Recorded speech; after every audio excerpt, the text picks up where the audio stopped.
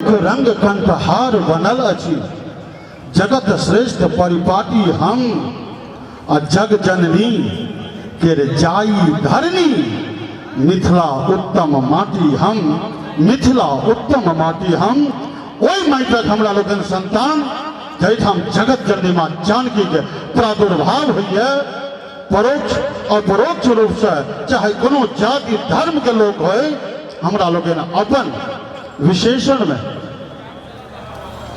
जोड़े छी जे मिथिला के ओई धरती के मनुख दिखाऊं। आओ कहीं जे उत्तर दिश के राज हिमालय ध्यान लीन छथि जहिए सो, पार्वती के अनुजा मिथिला कोरा बैसल तहिए सो, से मिथिला थे हमर जक्कर पाहुन श्रीपति राम, ताहि माटिक सपूत संतति के झुक झुक करी प्रणाम, झुक झुक करी प्रणाम, झुक झुक करी प्रणाम।